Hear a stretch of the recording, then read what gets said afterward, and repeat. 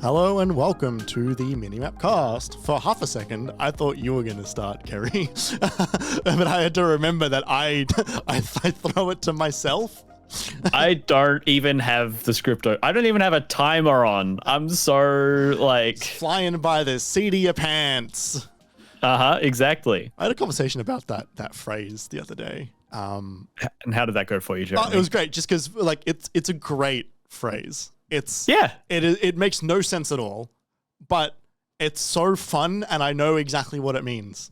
Yeah, it's great. Yeah, it's like if the bottom fell out of your plane, I guess. Is that a similar phrase? It's not a saying, right? It's like, but like, you know, if that happened, then it would be like, you know, you wouldn't be sitting on anything. There wouldn't be anything underneath you. You'd be flying by the seat of your pants. Exactly. I thought you were maybe even alluding to the Clark and Door sketch about the front fell off. If you remember that. Oh, I don't recall. Those sketches are so absurd. They're very fun at the time, but I can't recall them after more than 30 seconds has passed. That's the one I can recall the most. The front fell off, because it's so perfect, and like it doesn't even matter that it was topical at the time. It's simply still hilariously ridiculous now. Totally. It's like those sketches are always very like Abbott and Costello, Who's on First. Yes, yeah. That one is the most Abbott and Costello, because maybe we'll watch it at the end, after the episode is done. Speaking of the episode, hello and welcome to the MiniMapCast. It is a podcast about video games. Would you believe it? MiniMapCast is a fortnightly video podcast that goes live every Thursday evenings, like right now. If you like what you're hearing, make sure you tell your friends and give the show a positive rating wherever you listen to your podcast. It makes a huge difference, and it only takes a few seconds. If you want to get notified every time a new episode is released, make sure to follow us on social media at MiniMapAU on Twitter, Instagram, TikTok, YouTube, and Twitch, where the MiniMapCast goes live every second Tuesday night at 7:30 p.m. Little late this evening, but that's all good. Minimap also wants to say thank you to Shook for letting us use the Moog Model D Improv as the music for the Minimap cast. You can listen to more of Shook's music at shook.bandcamp.com. And finally, Minimap is also completely independent and funded almost entirely out of our own pocket. To help keep the lights and mics on, you can support us by becoming a patron. For only $5 a month, you can know that you are indeed supporting the show, and you will also gain access to some of our special bonus features. Head on over to patreon.com/minimapau to help us out. And remember, it's cheaper than a latte with oat milk. Kerry, you're Kerry, I'm Jeremy. I sometimes forget to introduce myself when I host the show, which is funny. But I was in the city the other day because I did the refresher course for my CPR certificate. And I got a coffee. Kiss some dummies. Yes, kiss some dummies, and with two fingers, perform CPR on a baby, because you don't. Oh yeah, not your whole hand, so you don't break their ribs. Yeah. And on my way back from that, I was heading home after that, and I stopped off to get a coffee, in a cafe in the city, and they charged me $8. Oh, and it was just $8. Just an oat latte. And they also said, that was cheaper than last time. Didn't you say like $11 or something for the last time we were here? That was like a ridiculous scenario where it was like, I think it was a public holiday, and it was like a caravan or something. It was like there was so many things. And it was delivery too. Yeah. Whereas this time they handed me my coffee and they said, "Here you go, Jeremy." And they said, "Jeremy." And I was shocked because I didn't give them my name. And I looked at them like, do we know each other? And I had left my name tag on from my CPR course. But like for like 10 seconds, I was not accepting my beverage, and I was just looking at, because you were shell shocked. I was like, do I know? Like, sorry, I don't remember. I recognize, but that was quite funny. Oh, that is very funny. I was shell shocked of that, and also just the overall price. Yep. Shell shocked and sticker shocked. Yes. We have two main topics for the show today. We have a Tears of the Kingdom spoilers episode, That'll be the second half of the show. So if you're still waiting to get to the end of that before you want to know what happens, we'll let you know when we start talking spoilers of Tears of the Kingdom. It took me less than 12 months to beat that game. It did, and you didn't do every shrine before you got to the end. You're right, I didn't. Yes. In fact, I would say that you perhaps didn't even approach that very completionist like you usually would. Unless you just played a lot and I just didn't know. Okay, maybe. My game clock's at like 155 hours. But like level of like what's the overrun? I've got like 5 or 6. I think I was at 34 out of 40 hearts. What's the over under for your side quests though? Look, there's a lot I haven't done, but there's also a lot that I have. Yeah. But like if it was the previous game, you would have done all of them. Yes. No, exactly. Yeah. But now, I'm gonna talk about the Game Expo, which was a couple weeks ago now. I went. They provided me a media pass, and I have impressions on that. And then I suppose probably next time we do a podcast might be the time after the DreamHack. It's really soon. DreamHack is like in DreamHack is soon, right? It's in a couple weeks. It might actually be just after the next episode. But maybe I'll do it there. I don't know. See how I go. So the Game Expo. It came back this year. After a pilot last year where there was plenty of growing pains. And plenty of room for improvement. I went this year again, and there was plenty of improvement. It was a good convention. I had a good time there. One of my biggest complaints from last year, I remember, was that there wasn't a whole lot of game stuff there. There were some retro consoles. There was a little bit of tournaments and maybe some fighting game stuff, and a small collection of some local independent games, but a lot of the stuff that did get like a big feature for the Game Expo last year was cosplay and Artist Alley, and like just anime stuff, and just general pop culture stuff.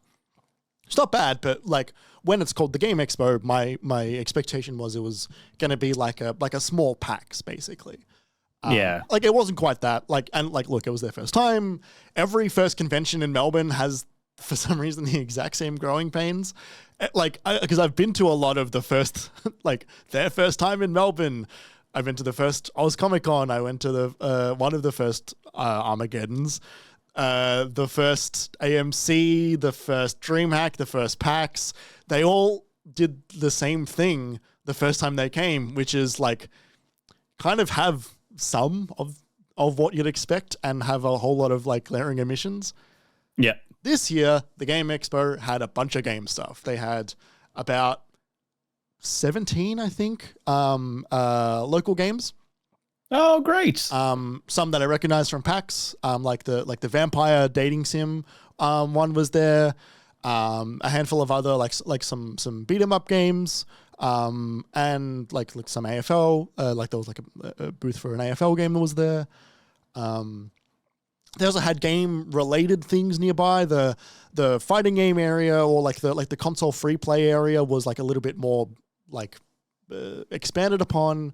They had game related products there. They had like some gaming protein powder stuff or whatever, which I walked right past. And some charity initiatives that are gaming adjacent stuff, and also some voice actors from games as well. The voice actor for Bloodhound, for example, was there. So that made it. They did it. Like they made a video game convention. It was quite good. The vibe there was good. Everyone there was excited about like video game stuff. There was still plenty of Artist Alley. There was still plenty of cosplay. They had a cosplay competition, as they always do, or a cosplay parade, I think is actually what they were calling it. And that was still good. So it wasn't like that they had traded some stuff for other stuff. Like they just added more things overall, which made it like a worthwhile video game specific convention to go to. The price is not PAX prices. It's a bit cheaper than that. I think it was $40 a ticket or $45 a ticket. And that's like much more accessible. And it just overall was an enjoyable time. I would now recommend people go to that. Right. Yeah, like I think that like by the end of the second day, if you do go both days, you will definitely like it's not a thing where you need to spend the entire day there both days. It is also the size of it is it was the same size as last year where they had like I think about one half of the expo floor as PAX. But it felt like they used up that space really well. There was plenty of room for board games as well. They had some live musical performances. There was like some teething pains with scheduling and technical issues. But overall, it was a fun time. I had a good time at the Game Expo. I'll go to the Game Expo next year. What was one of the highlights of your time there? I think I don't have a specific highlight because I was wanting to go the next day, but I went out too late on day one that I didn't make it out day two. You wiped yourself out. I really did. And the good time was had because of the Game Expo. I didn't fuck around and then just like end up ruining my convention. I went to the after party for the Game Expo, but yeah. I think honestly the highlight was the fact that we're not just stuck with PAX. Not that PAX is bad, but you need to have a competition, but like you need to have someone else doing something that isn't just PAX. Like this doesn't feel like small PAX. This feels like its own thing at this point. There was perhaps a greater like focus on it being a little bit more creative and a little bit more like local to at least Australia. I don't know if it didn't feel Melbourne specific. It felt just like a little bit more Australian specific with some guests. But it was good to know that if Reed Pop starts to, like fumble or starts to not be as, like shifts focus to something that perhaps is a little bit less favorable to something that might be a little bit more profitable for them. Like I'm not saying they have done that, but there's always that chance when one company starts to run every convention around the world, there's that chance that happens, right? It's nice to know that there is another one that is operating, similar to how for a long time it was Armageddon and Supernova, and then Comic-Con came along and there was more, and it was like it's always good to have more of them and feel like that you're not stuck with a single entity always running your video game stuff. I know some people have had issues with Penny Arcade as a whole in the past. That has meant that PAX is always just kind of feel a bit odd for them. So it's good to have options. Yeah, for sure. And good that it's in a different chunk of the year as well. It's so easy for everything to get lumped in to the same time period for us down here. My hope is that some of the publishers that focus on smaller studios, so like perhaps like Team 17 and ones of that size, maybe Devolver, my hope is that it's been there every now and then, but but like my hope is that they start to perhaps like maybe like have a small presence there and show off maybe one of the like another local game that is like for example like Broken Roads has come out I think today or comes out today or came out yesterday. Reviews came out today at least. Let me have a look for you. Yeah, but I think it, like the game might have also launched today as well. Published by Team 17, I believe. It would have been cool for Team 17 to have a Broken Roads presence there because it's so Australian specific. It would have been 3 weeks before launch. That game has come out in a state that maybe that was a reason why that wouldn't have happened. But like something like that, something adjacent to that, I think would be cool to have as a presence there going forward. To show. It did come out today on Steam. It has 47 reviews. 34% of them are positive. It is currently sitting at mostly negative. It is a bit very buggy, apparently. Yeah, that seems to be the consensus, unfortunately. Yeah. However, yeah, that's basically like that's the Game Expo. It's a good time. The artist alley's still there. There was one person that was there that was trying to talk to artists about AI. Like an AI generated art in gigantic quotation marks, and everyone there was like, "No, go away." Yeah, what are you doing here? Yeah. So that was funny. But But yeah, the Game Expo. Great. Yeah. Well, thanks for sharing your time. Maybe I'll book a 1-day ticket next year. Yeah, who knows? 1 day would be great. It would be a fun way to spend some time. And something else that was there that was really cool was that Lost in Cult. There was a it wasn't them that were there, but there was a store there that was selling a bunch of their books.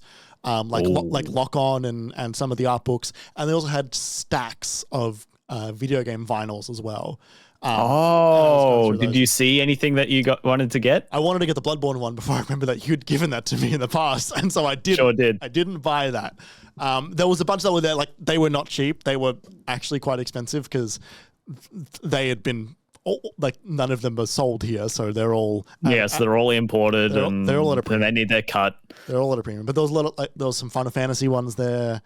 There was like a lot of the Souls games there, so like I think Dark Souls 1 and 3 both had their vinyls there. A lot of RPGs like Chrono Cross and No Kingdom Hearts, which I was bummed about, but there was some Mario ones that were not Nintendo ones, but like orchestrations of Mario music. Same with Zelda. Like there was some cool ones there. Like there was none that I loved enough that I wanted to get them. But there were some good ones. Yeah, awesome. I actually don't know what the next game vinyl that I buy would be. I've got all the ones that I love, I think. Yeah. What about Forts? It's just that sound. Probably Kingdom Hearts, I guess, would be the only one that I want but don't have. But I don't know. I don't know if they've ever pressed any Kingdom Hearts vinyls. That might be a Disney thing, making that tricky. Maybe because some of the songs are just Disney songs. Oh yeah. And then people might be disappointed if they're not there, and it's just all of the OST stuff. And to be fair, like their OST stuff is better than the licensed Disney stuff because it's still a recreation of the Disney song. So it's not the ones that I know from the movies either. I would probably buy. I'd probably buy a Zelda one. I'd probably buy I guess Breath of the Wild or Link to the Past. But Nintendo don't do those either, which is a shame. No, they don't. You're right. That is a shame. It also says on their website they had an Apex tournament. They did, yeah. It was a creators tournament, so it was like all the content creators that are good at Apex got to play. I didn't get to see that. The thing that I'm bummed about missing the most was I didn't get to see the fucking Beyblades tournament that was there. Yeah, I was telling someone about that earlier today. I was so excited to finally see that, but I didn't make it in on Sunday because I was feeling worse for wear. But that'll be. I hope that comes back because that sounds fucking sick. Yeah, it really does. They've got a like recap of the event montage. It's only a minute 10, but maybe they'll have a single clip of Beyblades in there. Yeah. Maybe Disco Elysium is one I should try and look for as a vinyl. Just quickly. Oh yeah, that's got some great music. It does and music that would go really well in that medium, and then just that you would just want to like have on in the house. I've had that on in the house before because I've just put on the soundtrack and it's excellent. It's not like the Bloodborne soundtrack where like you're doing the dishes and all of a sudden it's like Well, Like, because it's a Souls game that isn't Elden Ring, there's only music for boss fights. They don't have They don't have just Yharnam. Like they've got the main menu music, right. and there might be a song that plays when you're at the Hunter's Lodge. Yeah, maybe a song for a cutscene or something like introductory. There's hardly even an introductory cutscene though, is there? There's not really cutscenes in Bloodborne. It's usually for bosses or when you get transported to a different area altogether, and the cutscene is usually like your character slowly standing up and looking around, and then it just it's the the Dark Souls cutscene. Sure. Well, yeah, the thing with Dark Souls and Elden Ring, though, is they have big opening cutscenes where they introduce you to a lot of the lore of some of the bosses that you will end up facing. Yeah, Bloodborne has that, but it's not about the bosses. They do like they do the history of like they do the hunt. Well, like they do that, but they also have the like Master Willem, I must depart. And they say like glory to the old blood, but it's what happens like I think 100 years or like 40, 60 years before the game happens, I think, in the timeline. It's a weird cutscene. It's a weird game. I should play that. You should play that. But you've played something else in the meantime. Oh, I have. You've got to the credits. You finished The Legend of Zelda, The Tears of the Kingdom. There's no that before Tears. The Tears of the Kingdom. Yes. How'd you go? Oh, Jeremy, I thought the ending of this game was excellent. That's so funny. And I've said that, and then I remember you said, I think we played a different game. I'm like, oh, really? So I am interested to hear your opinion on what you didn't enjoy so much. But yeah, no, I really thought it was excellent. I think you actually might not disagree with what I'm saying, but I think I just didn't like it more. But sure. Yeah, like you tell me about how it went for you. How'd you go? Well, it was good because you said that I should probably aim to have it finished for our end of year discussion last year. And I got to the point where you beat all the 4 temples and then you go to the Hyrule Castle and then they're like, oh, we're not ready yet. We need to do one last thing. Yeah. And then I basically stopped there. Yeah. And so coming back to that, doing that one last thing, which, a bit of a mixed bag, but I liked it more overall than most people do. Just to jump in, the spoiler talk begins now.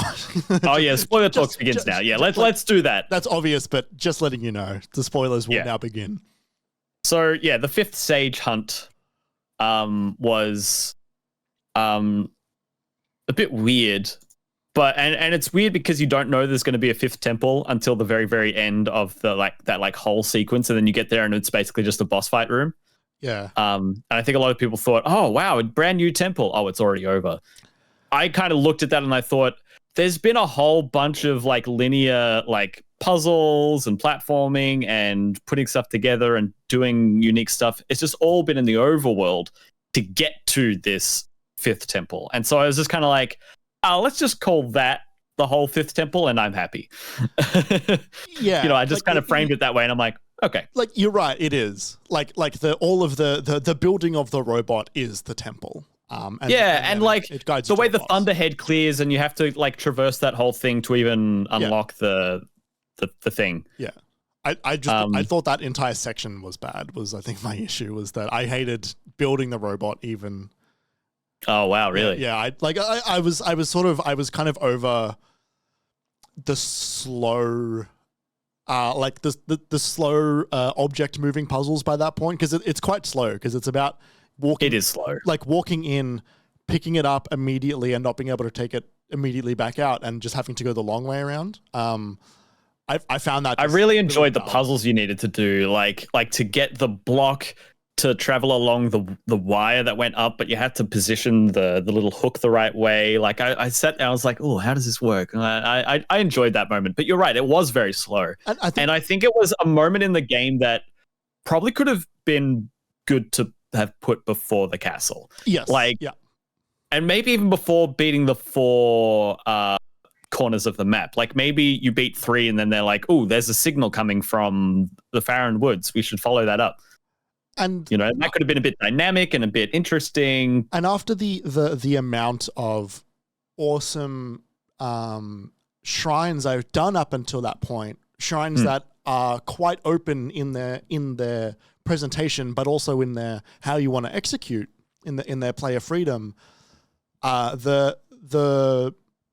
These which were shrine adjacent puzzles of get object A to point B, they felt really dull, or at least like not dull. They felt closed. There was no room to be creative in those puzzles. I found. I think that makes sense. Yeah. After doing really creative shrines, I guess. So yeah, beat that, and then I'd done some exploration as well. So Puro was like, "Oh, we've got the 5th Sage, but we don't know where Ganondorf is." Oh, wait, you're telling me you defeated the Yiga and they just told you where he was? That's great. And I'm like, and it's like, oh, you mean to say he's in the hole where we found him in the first place? He hasn't moved this whole time. What a surprise. Fucking Zelda. Yeah, right. Especially this trying to keep it open-ended in the same way they did with Breath of the Wild, which really hamstrung them in Breath of the Wild, which led to part of their plot and their overall story being quite boring, I guess, overall. Yeah. Oh, funny. Well, yeah, but like, just Ganon, you never say anything because it's just a big spider mech, and then it's like nothing. There's not really that much plot. There's a lot more plot that happens in this game, which I appreciate. So I'd begin the descent into the chasm underneath Hyrule Castle. Yeah.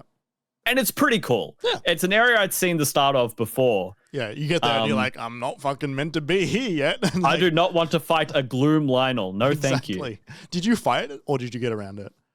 Not the first. I didn't fight it the first time. I did fight it the second time. But I was just like, I'm ready to go. And I didn't think to prepare any extra Gloom food or even any extra anything. And so I fought this Lionel and he took all of my hearts, man. He brought me down to like 2/5 of my available hearts. Yeah. Yep. And I had to use a lot of my Gloom recovery, my like 2 or 3 that I had sitting around to even get through that fight. Mm-hmm. And then there's a lot more spelunking to get through after that. And slowly, bit by bit, bit by bit, I lost more and more of my hearts, which was like, it's an endurance run. Yeah, it was. It was also cool because I was like, oh, this feels like time I should go back, at least go back up to the sunshine to like fix the Gloom levels that I'm at right now, heal myself, come back down. And I was like, no, I'd been feeling up until that point that I was starting to get too strong. Yeah. And I thought this is the perfect counter to that feeling, is to go with this and to make it one encounter and to make it one attack and to see what I can do. And if it is hard, then see if I can overcome it. And so you descend and you descend and you descend, and this bit did take a while. But I did like the feeling, and then you get to the point where you find the cavern from the start of the game, and you could break open the wall with the rest of the tableaus in front of you, and you see represented what happens to Zelda, which you could have been able to see at the time if you'd looked, but you didn't because you didn't have the bombs. It was there the whole time. It was there the whole time, and the music starts picking up, and your Master Sword's glowing because you're in the gloom, and you find that cavern where the start of the game happened, and you dive in. They brought together a really great sense of climax through those final moments spelunking that area, and then especially you dive down to that sort of gloom infested tree area where basically it's the final part of the game. Yeah. It's like, this is all strange. Like, this is gross and grotty. And there's that big red barrier, and you land, and all of the sages come to help you when all of the bosses get respawned. Or not even when all the bosses get respawned, when an army gets summoned. Yeah. You land, and then all of your friends arrive in person. Yeah, the fucking Avengers. And then you just take on like, yeah, exactly. And then you just take on dozens and dozens of bokoblins, and then of moblins, and then of lizards, and then the Gibdos. It was great. The music was excellent throughout. That fight is really fun. Yeah, totally. And then they get left behind to deal with something else, and the door closes behind you, and you go to fight Ganondorf. Yes. And he's sitting on a bed of gloom roots that are all like sucking energy up from Hyrule and feeding it to him. That's like, oh, that's fucking gross. There was a bit of a sense of, why are you just sitting here as a mummy when we just have a chat, and then he just puts his hand on the ground and he becomes full strength again. And he just does that as soon as you get there. It's like, what have you been doing this whole time, my guy? You've just been waiting for me. Yeah. This is the part that bummed me the most, I think. Which part? The fact that Link and Ganon, like, they might as well not know each other. There's no... I wanted like a Thanos moment. Like, I don't need him to monologue I don't need him to try and convince me that he's right, but I wanted it to be personal. I wanted like... See, the thing is, the night before I did this, I rewatched all of the memories. Yeah. And there's a lot of plot that happens when doing that, including the very start of the game where you find Ganondorf. And he says, Link and Zelda, and this is the sword that seals the darkness. You're going to need more than this. Like, that kind of is that moment, right? You know, that's Thanos. That's Tony Stark saying, you know me? Like, it's just, it happened 20 minutes into the game 100 hours ago. Like, it did, but I wanted them, like, the reason that you know me works is also because they have that moment again in Endgame. Like, they have a moment where they start talking to each other, him, Cap, and Tony, and Thor. They have another chat before another fight. It doesn't feel like they just start rushing and fight. You see, it's funny to me because I find this version of Ganondorf, this is one of the most personal iterations there have been of Ganondorf in the Zelda franchise. So often he's just the bad guy doing the bad guy things. And like, to me, like, he is still that. And I quite enjoyed the tears for the most part. It got a little bit like, oh, all right, let's maybe make this a bit more, like, give it a little bit of chutzpah. Like, let's kind of make this a bit more engaging at times, because there's a lot of like, I know what's about to happen. They have spoken across 8 tiers that Zelda is going to become the dragon. Right. They've spelled that out to me so many times because you can find it out of order. It's kind of the same issue with your 4 buddies talking to their past versions of themselves, and they do the exact same thing each time. Each time, yeah. And like, I understand that, like, you can pick them up in any order, but you can make different versions of them depending on which ones you pick up first to make it a little bit more exciting. You don't need to give me the same cutscene 4 times with a different character swapped in. Yeah, totally.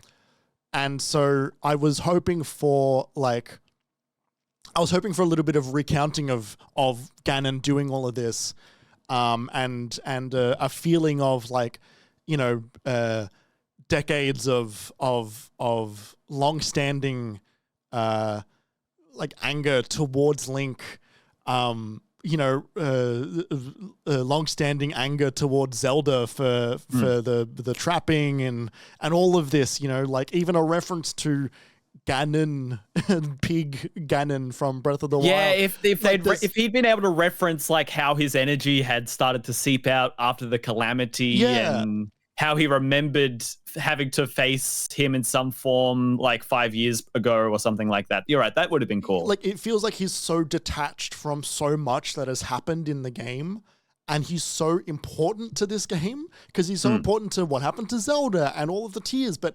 himself feels unrelated in a way, which is where my disappointment was. Then I thought the fight was fine. I really enjoyed the fight that happens. I thought it was better than Link on a horse in Breath of the Wild. It was better than that. Yeah, exactly, right? And better than like just reprising the blights, or even the Calamity fight before that when he's just like a big guardian. It was really good. It was a bit of a like, oh, he's kind of very similar to Phantom Ganon, but he changed it up and he had new moves and and then what? Jump and then parry and then wait and then jump and then parry and like it's like Dark Souls 1. What do you mean? Oh, the fight to me, like I think I did it in one. Right. Like I didn't get. I think I didn't get hit on the fight that I fought him, or I did once. So maybe. for me, I did get hit a few times. I had fairies, but I went into that fight after the army fight with 3 hearts. Oh my god! Okay. Everything else was gloomed, and I had no gloom recovery. So it was pretty nail biting. Yeah, you were flying by the seat of your pants, Kerry. I really was, and like then he has those attacks that just destroy your equipment, and like he almost broke my Hylian shield, and I'm like, no, I need that for the cutscenes. so I start going through all my other shit, and like when you get hit by those attacks, it lowers your maximum health, which is pretty intense. Like that's really cool. Like that's a cool effect. I can go below 3 health, which is interesting. But like, I really liked it. It felt like even footing, because he could do his own flurry rush attack, like dodges and stuff like that. And he got better as you got better. Like I really enjoyed it. And the visuals of the fight I thought were really good as well. His red tentacle hair was very intense and a bit like physics silly, jittery all over the place, but like it was also very cool. Now I'd had the very ending of this game spoiled to me slightly because I watched I wanted to watch the start of a Tears of the Kingdom challenge video, and it began with looking at the demon dragon. And I'm like, oh, fuck. Like the very first frame of the thing, I'm like, wait, what the fuck? Ah, fuck. So I knew that was going to happen. And that would have been a nice surprise. How did that moment hit you when Ganondorf's like, fuck this, and he eats his stone? Like it was cool. I think I was already cooling on everything. So I only was really like, I only came back out of my cooling into like, actually this part's sick is when you dive to catch Zelda. Oh, so you didn't really enjoy the dragon fight? It was fine. Like I didn't. It was a little bit slow, I think. Yeah. And I was sort of like it kind of still reminded me of the Breath of the Wild bit that I also didn't like, where I was like, oh, it's just we're doing a big thing again. I think it ends. Cool. I would have agreed, except I found it so. Having the light dragon join in, I think, is a really great way to have bit of dynamic. Spoilers. Well, to have Zelda be more included in one of these fights, and it's not like it's the first time that Zelda has been included in the boss fight. She's been included in Wind Waker and Twilight Princess as the person wielding the light arrows to like weaken him, and then you go in for the shot. But the light dragon being such an intrinsic part of this fight. And also, it was quite technologically impressive too. I felt like this whole sky battle thing, and if you go low enough, then she comes in to catch you, and it goes back up, and you kind of see the loop pretty quickly. But like it felt cool, and it felt dynamic. Like it did exactly enough as it needed to for me, at least. I was kind of hoping for Zelda to actually like do something that wasn't just like run support. Like I was like, you know, like firing arrows is cool. Like why, like just like lunge at him, like proper, just like have a dragon fight. Have like that would have been cool. Yeah, like have them wrap around each other or something, and then you have to climb up one without touching the other, and then like shatter the closest your way to the head, or like I wanted a bit more. Just a bit more involvement from her. Get her off the bench. She's strong. Yeah, she's strong. For sure. Yeah. She also had in this game like 100 years of experience or whatever it is. Like it's like 10 or 100,000 years. Yeah. Well, like as a dragon, yes, but even like she spends a long time after going back in time, but before being a dragon. Like, and you see her get more of that like ancient Hylian outfit as the tiers go on. Like, I kind of wanted to see like ancient age battle Zelda. That would have been cool. Yeah. Like, I feel like I thought they were setting more up. Like, I thought we were going to get that costume. I thought we were going to get her learning how to use some of that stuff, and then. Oh wow, yeah, no, you were really expecting a lot. I was like, give me anything. Yeah, give me the cool stuff that you're showing me. So I don't know. It landed for me. I thought that the dragon fight was awesome, really great, and then the final strike of breaking the stone on the dragon's head, and I thought it was very neat that, like, kind of annoyingly neat that they all of a sudden there's like everyone spaces out and is floating in the sky, and then Roru and Sonya are there, and they take Link's hand, but also somehow, in a way that no one ever knew was possible, revert Zelda's draconification. Yeah. And it was all in this like dream world, and then he comes to and his arms back, which makes no sense. Yeah. And only now are they falling. Like, I was like, all right, like, okay, cool. Like, it's cool that she's back, like, because that would have been weird if she wasn't. It's the but it's a bit it's incredibly neat. It's so convenient. Yeah. It's the Revenge of the Sith, like, we got to get to A New Hope real quick. Like, let's just shove all of our pieces into this place. This baby goes here, and this baby goes here, and the mum dies, and Obi-Wan goes here. Yeah, Darth Vader this, and Obi-Wan's wearing this, and yep. Yeah, it's a shame that Rauru and Sonya's throuple had to end in the way that it did. Because they are such a, like, we saw you across the bar and really dig your vibe couple, if I've ever seen one in the Zelda canon. What? For Zelda? Yeah. Right, but they're relatives. Are they? Oh, are they like ancient like ancestors? Yeah. Okay. That works. That works less in my head then. I didn't. Yeah. Like, I don't like. I never. It's like when Sonya says, "Come to the castle," and Zelda's like, "Oh, I don't know," and she's like, "Well, just say you're a distant relative," but it's true. I suppose. Right. Yeah. Yeah. Okay. All right. Sorry. They're like 1,000 years apart. I think at that point, like, it's like 10 or 100,000. Yeah. Yeah. But also like, ugh. Yeah. Anyway, then that whole moment happens, and then you get one of the hypest moments in a Zelda game where you then dive for Zelda.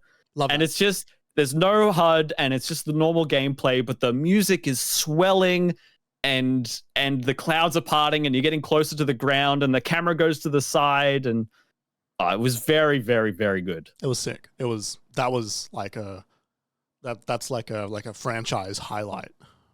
Yes, exactly. And I said something similar in the Discord when I finished the game. I said it's one of the strongest finishes the franchise has had. And then I wrote that, and I told Sam that I'd said that, and I reflected on it, and I was like, they don't often finish great, do they? No, that's exactly the opposite of what I was going to say. They often finish excellently. Right. Okay. I've not finished many, so like I'm kind of piecing it together from the ones that I know. Yeah. Where they're kind I don't really know about the 2D games so much. I mean, I've played A Link to the Past, but for Wind Waker, there's this whole thing where like you're in the suspended Hyrule underneath the ocean. That sounds cool. But the ocean's starting to, like, the spell is broken, and Hyrule's no longer going to be preserved, and the ocean's starting to fall on you, and Ganondorf wants to fight anyway. Because he wanted to, I can't remember what he wanted to do, something bad, obviously. Twilight Princess is the same. It's this awesome horseback ride, but instead of it being like horse and then you shoot like 4 targets on a giant beast's back, it's you and Ganondorf, and it's like mounted knight combat with Zelda on the back with a light bow. I don't know. It's just very good. A lot of them have been very good. Even Skyward Sword, the ending specifically the ending, like 30 or 60 minutes, like the final boss fight of that game is really intense and really very hype. So yeah, I think why it impressed me so much with this one is because we just didn't get that with Breath of the Wild. You said Wyatt impressed you. I thought you were going to say bring up Wyatt Russell again. No. So we're talking about the Russell, the Russells, the acting Russells at the moment. Yeah, the Russell dynasty. Yeah. Yeah, like we don't get that in Breath of the Wild. It's a weird, it's kind of like a whimper of an ending. Exactly, which means for me, it's been 12 years since I've had an exciting finish to a mainline Zelda game that I haven't experienced that I experienced for the first time. You know, so it was incredibly refreshing for me. Yeah, the only ending to a Zelda game I thought was awesome. For the ones that I've played, I've not played Wind Waker, for example, or I've not finished Wind Waker rather. Was the most exciting one I think was probably like Link to the Past, and it's just you just fight Ganon, like nothing happens, like you just fight Ganon. No, Link to the Past is kind of it's a bit like it's an older game. Yeah, no, totally. Yeah, whereas like Phantom Hourglass has got a pretty poor ending. Breath of the Wild has got a poor ending. You finished Ocarina of Time, haven't you? No, but I've seen that ending, and I don't hate that ending. I think that scene is cool. But like it's hard for me, I think, to appreciate that ending without doing it, because most of that game that I've seen has been speedrunning. Yeah, totally. So I need to see what it's like when you're like trying and it's not like a thing that you know everything about. Well, I remember when I played it on NSO, I was like, you know what? The ending of this game is really impressive, especially for the time. It's a cool set piece. It's a really cool set piece. Well, I like a chain of set pieces, you know, because it's like the whole Ganondorf fight and then the tower collapse. Yeah. And then the Beast Ganon fight. It's awesome. Yeah.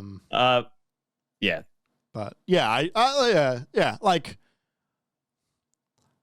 I think it's better than Breath of the Wild ending. 100%. Yeah. Well, I'm sorry your hopes weren't met. Because all of that shit would have been cool. You're right. Yeah, and like I think like after it's been a tremendous amount of time, but it's been a while since Breath of the Wild, and yeah, it's just like 7 years from the game came out. It was last year. It was 6 years. Yeah, an entire console generation for Nintendo, basically. Yeah, and I was hoping that they would make it like. A lot of the trailers leading up to the game and a lot of the vibes of the game that the game was putting forward was this like adventure. Like the difference between this game and Breath of the Wild was that Breath of the Wild was this big like open your adventure thing, and then leading into Tears of the Kingdom it was like no, like this is Link's adventure. Like what you're doing now is like a story of Link and a story of Zelda, kinda. They concurrently. Yeah, they put her aside again. Again. And I was hoping that there would be like so I'm not like, oh, I need Link to be a character, because I know he's a silent protagonist that like yells and is there to talk through you, and that's fine. But I was hoping that there would be a feeling of Link's place in a lot of this, as opposed to like just the guy that Zelda trusts.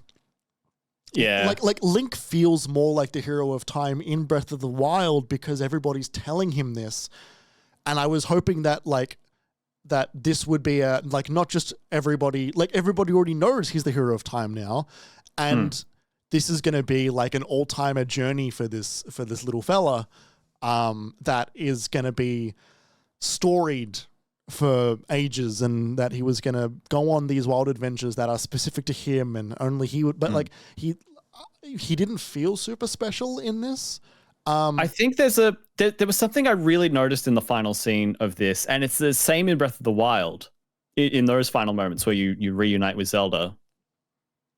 Where Zelda looks dead in the eye with the camera, talking to Link. And that felt very indicative to me of sort of a design philosophy with these two games in particular. Yeah. That they want Link to be more of an avatar for you. Yeah. Yeah. And yeah, I completely agree with that.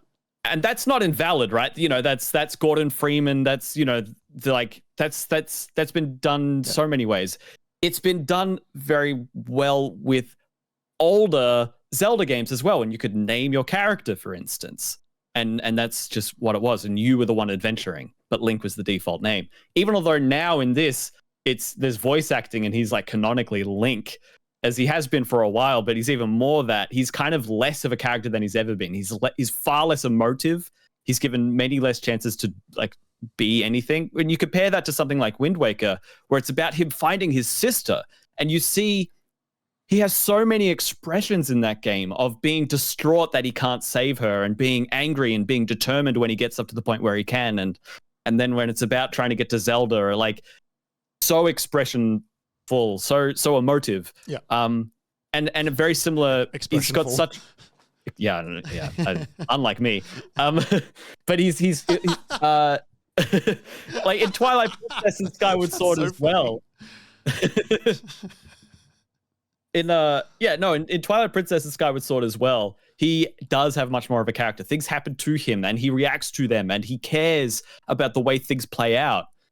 We don't get that in these. I think it's part of how Nintendo wants to take this franchise into the open world as part of their big open philosophy. So this is not immediately related to what you were saying, but did you see that tweet from the other day that I think I posted it, which was someone took my thesaurus, and I'm so devastated that they took my thesaurus. I'm just so devastated. I can't be more devastated that they took my thesaurus. Yeah. I thought that was really clever. I do completely agree that this like current age for Zelda as a series definitely feels like it's meant to be about the player going on the adventure. And you know, all of the abilities surrounding it reflect that. It's all about, you know, player agency and gameplay and puzzle and mechanics and all that stuff. And I think all that stuff is really cool. However, I think the story of this game lends itself to that less than the first, because there is a greater focus on named characters and the named characters' relationships. I'm not saying they need to go down the route of Wind Waker, where like Link is the equivalent of a Saturday morning cartoon character, whereas like, you know, like zany scenarios are happening to him, and that's fun and exciting as well. But like, I think there's a middle ground where you can still have a character that is like ultimately determined by the player, but is still guided in a way that it feels like the adventure has been purpose built for the player. Like, I think like an example of that done really well, even though like you and I, like we sort of, I think, feel the same way about this, where like we don't think it's the most amazing thing in the world, but like the modern Dooms do that quite well, where it's like you're like, you know, it's a silent protagonist and Doom Guy isn't a character really, but like the concept of like the Demon Slayer that all of hell is terrified of, and even though he's not really like a person that you know as like a character, he still has those moments where he's doing things that leans into who everybody says that he is. Yeah, it's like the Doom Guy personality. Yeah, and like sometimes it just means like punching a button instead of pressing it with a finger, but sometimes it just means being legitimately scary to the enemies. And the gameplay leans into that as well, with, you know, like them freaking out whenever the Doomslayer shows up, and everybody referring to him as like, you know, the person that's going to clean out hell. I think there was room for that to happen, and I was really hoping that it was going to come through Ganon, because that makes the most sense for that to happen, through there because everyone else is absent. Rauru does that at the beginning a little bit. Like he leans into Link's character and purpose in the world a little bit with his initial guiding moments. Right, but it's at a point in time where we don't understand anything that's happened. Exactly. And so that part is a little bit like intentionally confusing because you're not quite sure what's going on and why Rauru feels this way about you and you've never seen a creature like this before as well. It's so easy to forget that you even had conversations with Rauru by the time you understand how important he is. Exactly. I kind of wanted a little bit more of Link's person in the like woven through the story of the game. Because most of the story kind of comes from like Pura. Yeah. And she doesn't really even have that much to do anyway. Like she's there just as a vessel for like what to do next, which for often means she's there as a compass. Yeah. She's an objective marker. Yeah.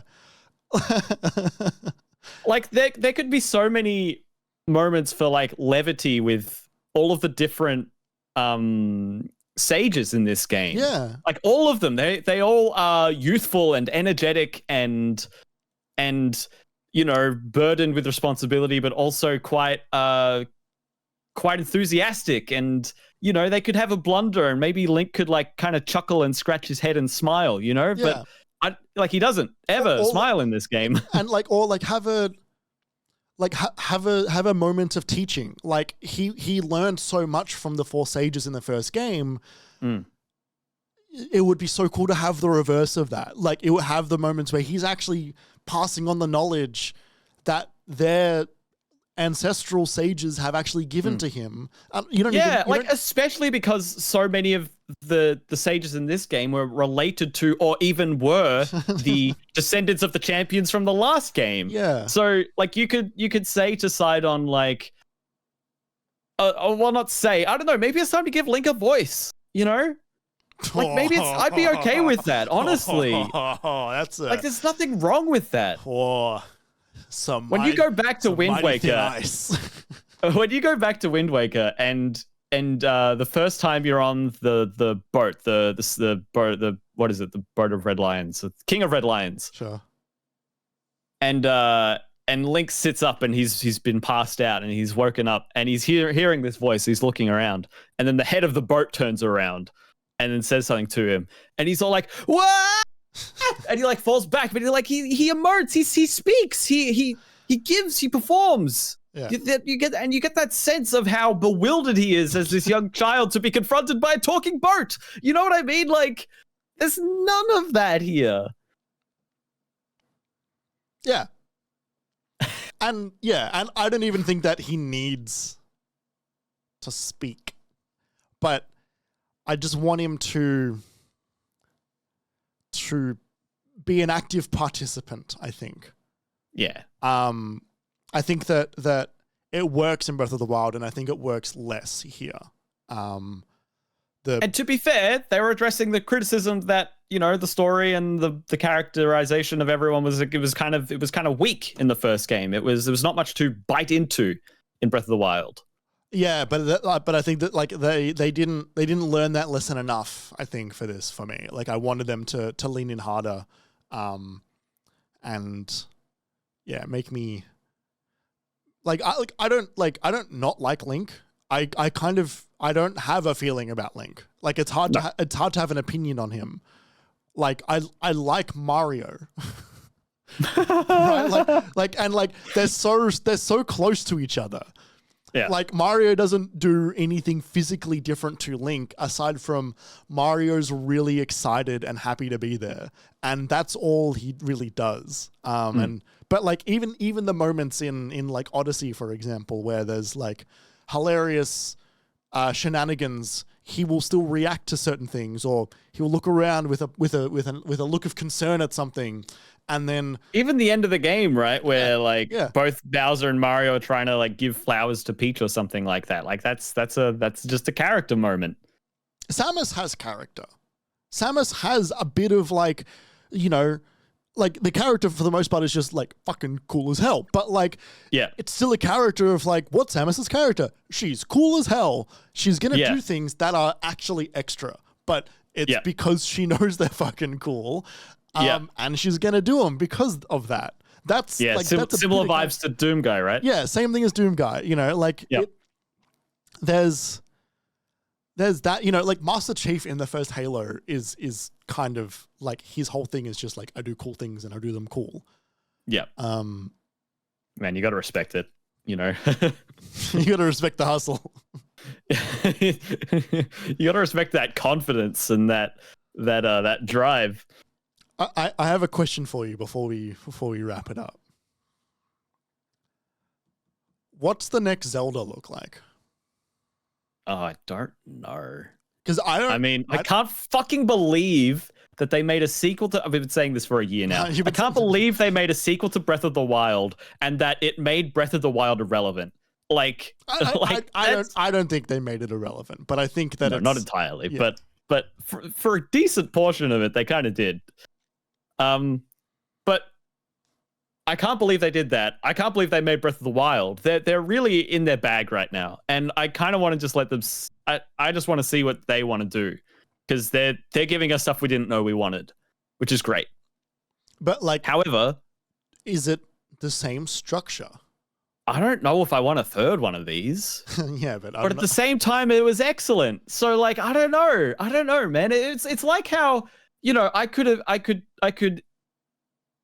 go through the motions of doing all the different Assassin's Creeds, but as soon as they started becoming 80 to 160 hour RPGs, like I barely want to touch them once every 4 years. Like, so, but at the same time, these games come out so far apart, so that doesn't matter. That's not a problem. So I don't know, man. I don't know what I want. Yeah, I know. But like, I do want something of there were so many times in this game where they honored the past of the series in a way that they skipped over that in Breath of the Wild, and those moments as a fan of the series really, you know, maybe it's fan service, but I don't care. It was awesome. It's still good. Like I fucked with it, and I usually like gawk at fan service, but it felt respectful without it being the only thing that's good. I think there's become, like, thanks to the mouse, there has been a conflation between fan service and the thing you recognize is the substance. I really did think you meant computer mice for a second. No. Yeah, thanks to the concept of the computer mouse. No, you meant Mickey. Yeah. I mean Mickey. There's been a feeling of like every new thing is just something I recognize. And so when like there's always an eye of like, there's a pointed look at any time anything now references anything else, because it's all we've been like shoveled for the past 10 years of cinema. Yeah.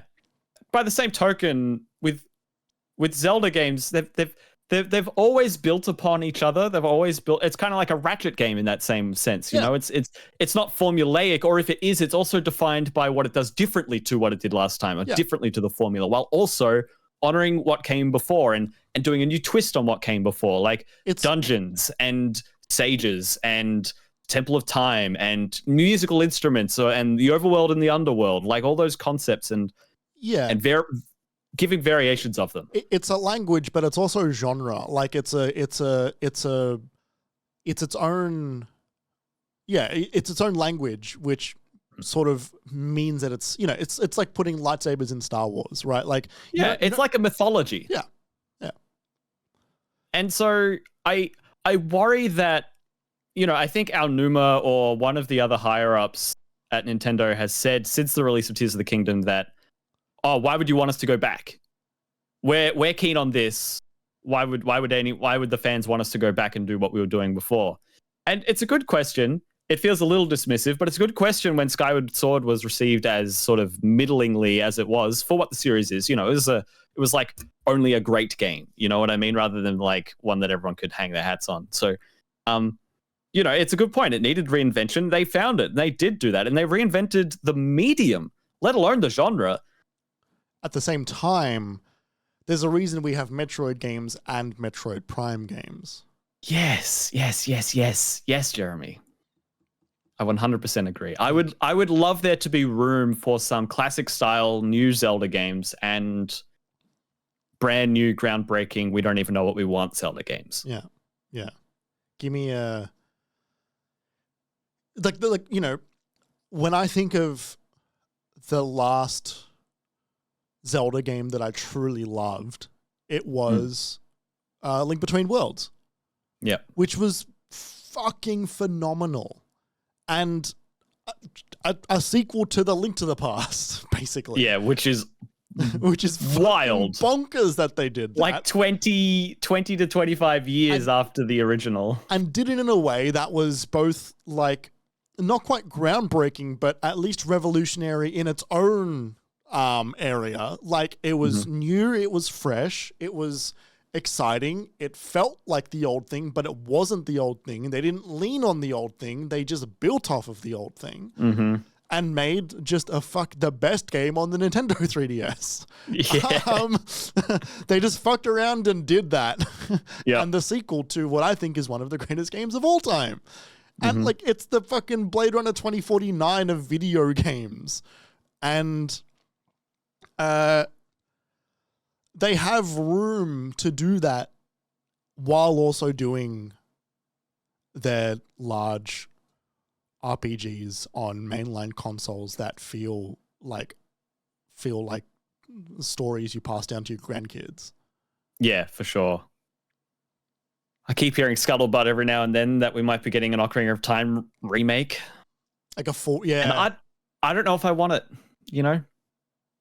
Why not? As soon as I see it, I'll change my tune, but I don't know if I want it. Why not? Because the old one's still there.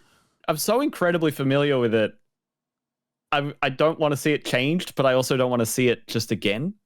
So I'm kind of like, I'll never be happy kind of a situation. You know what I mean?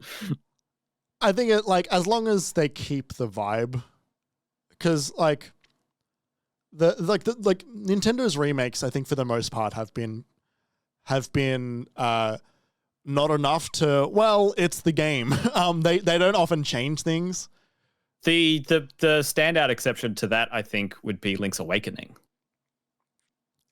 Yeah. The cartoony style, like toy style that goes along really well with the dreamlike scenario of probably being in this Dream Island sequence. But like a lot of their other remakes are like, well, it's the game again, and you're charging full price to plus like a really boring like challenge room. Yeah. To like I guess the close example to like, yeah, you made it better is Metroid Prime. But yeah, I don't know. I feel like I don't know what a remake of Ocarina looks like. I think it would be cool to do a Blue Point kind of like, let's just make it intensely gorgeous looking tech demo-esque remake while I've just faithful. Had a thought. But I also don't want them to do it should have put my timeline again, so it's on my mind as the thing that I really hate. The Unreal? No, not that. No, I hate that. Like, they're not going to do that. They don't do that. No. That's just that's just people that don't know what art looks like. The one that showed up on my timeline yesterday was Halo Combat Evolved Anniversary. How like they just you do hate that. Yeah, like they just completely fucked that. And like it looks awful. I just had a thought. Shoot. What if they Blue Point remade Link to the Past in 3D? I don't know what that looks like. I'd be keen for that. I don't know what that looks like either. That would be a lot. Like that's just. But I'd be more keen for that than I would be for an Ocarina of Time remake. But that's just a new game. Yeah, but it wouldn't be new because you can look at Ocarina and say, oh, it's the template of Link to the Past put into 3D, but it's not. They're not the same game.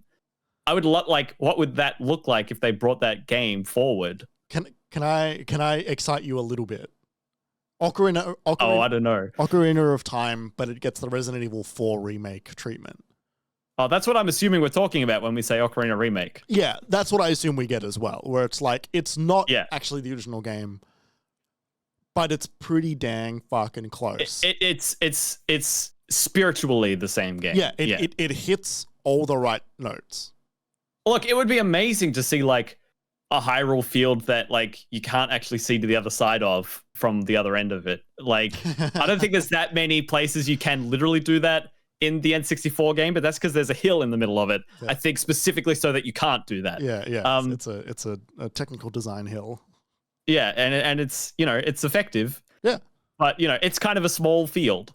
Like, it would be cool if you could really grasp the sense of Gerudo Canyon and the desert and the lake and Death Mountain. Like, that would be awesome. But I don't know. I don't trust that process. It's too precious for me to trust. Is it the 30th anniversary of Ocarina soon? It was 98, so no, not yet. Right, last year was 25. We did a 25th anniversary last year. Right. It's been 15 years since the remake. Yeah.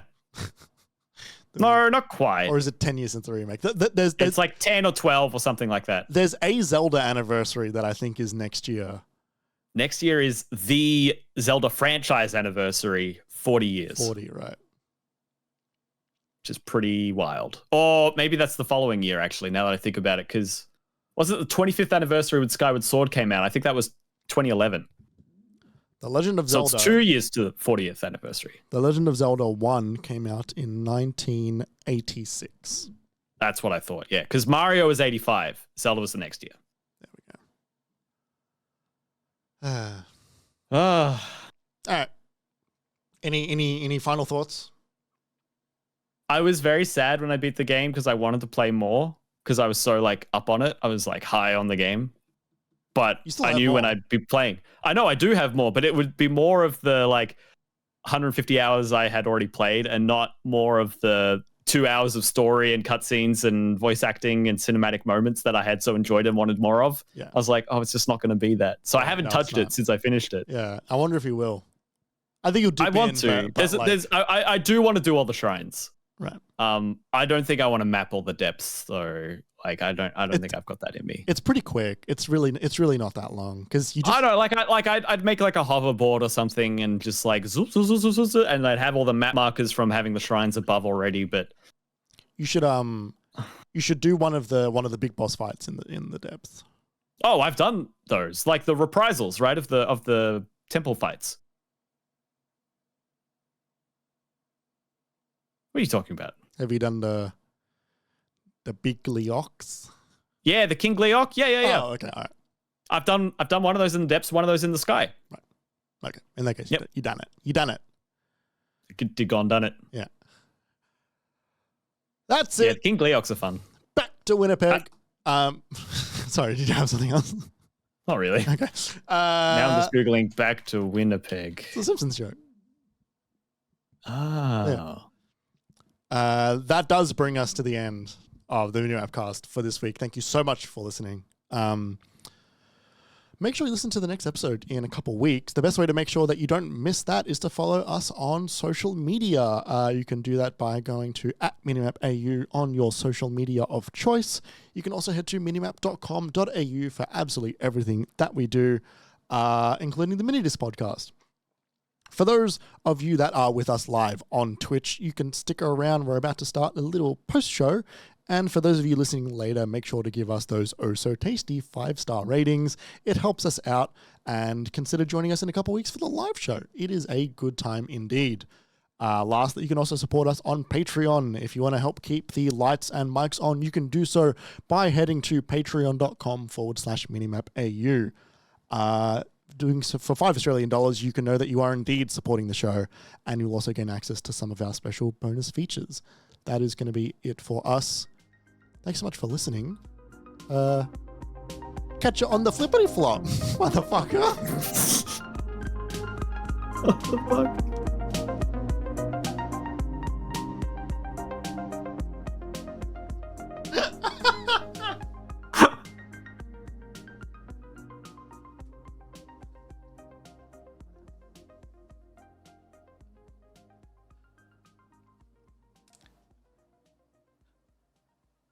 And you said my outros were bad.